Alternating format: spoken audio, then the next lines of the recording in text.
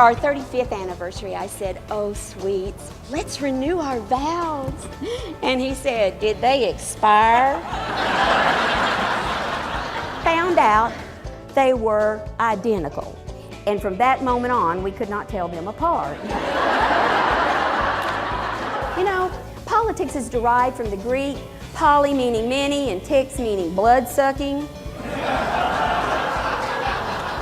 So I'd put that one down and grab another. Education ain't what it used to be. Well, thank heavens, with you as Exhibit A.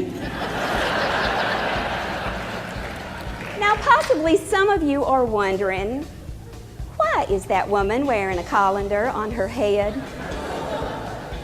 I'm wearing it to illustrate a point. And the point is that we all take in and receive data through filters. For example, as thoughts are coming out of my brain and trying to get out as words through my mouth, they have to pass through the filter of my life experience.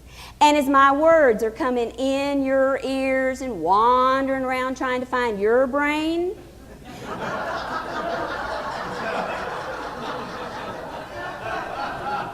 they have to pass through the filter of your worldview.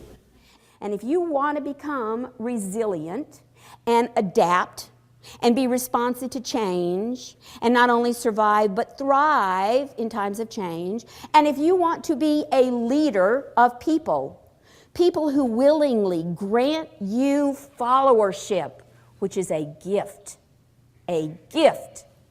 then you've got to fix what's going on inside your head.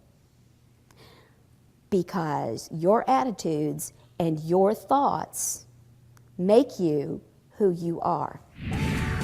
How many of you really desire to live joyful, productive, happy, juicy lives? And I guess the rest of you, that means you want to be cold, harsh, and crabby. Living juicy is about being resilient in life. Life is not about getting what you want, it's about wanting what you get. The way to create change is to ask insightful questions that cause people to stop and think. If you're going to get people to change, you've got to build trust. Resilience is the ability to adapt and bounce back when life comes at you fast, and let's face it, folks, life is always coming at you fast.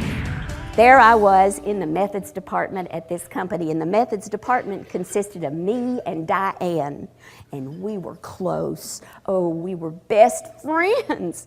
And then one day, Diane was promoted to supervisor.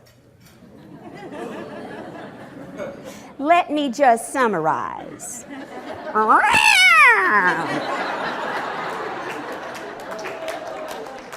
So I went to tell my daddy that stuff was going on, and he said, which is what he always said, "Well, Anne, what did you learn?" Well, I had to hold myself back from thinking that Diane was just awful, because the reality was Diane hadn't changed. She was still a perfectly wonderful person. What had changed was me. And what I finally learned from this was when disappointment, aggravation, anger, resentment poisons your soul, it is time to move on. Well, finally, the student's part, and there he stands in all his glory. He is wearing two-tone wingtips, a purple robe, his best JCPenney permanent press white collar, and green hair. Your baby. It wasn't green when you left for the ceremony. The Lord commanded Abraham to sacrifice Isaac when Isaac was 12 years old, because he knew if he waited until Isaac turned 13, it would not be a sacrifice.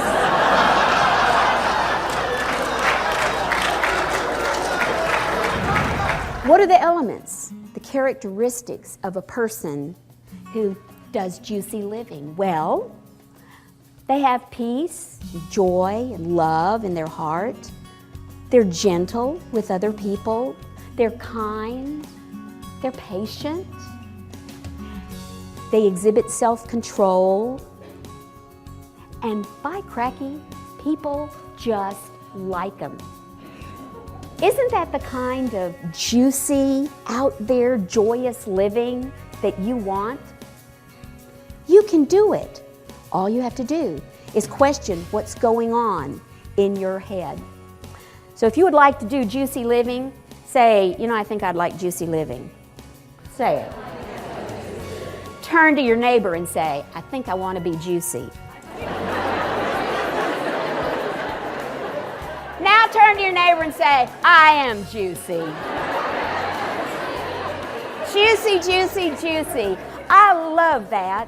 And I want to give each and every one of you the gift of juicy living because it's really out there. All you have to do is become resilient to get it. Doesn't that look good?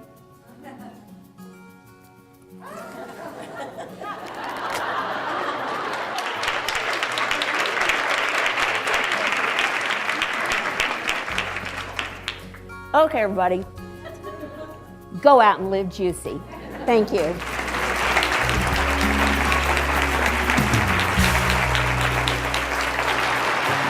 Thank you.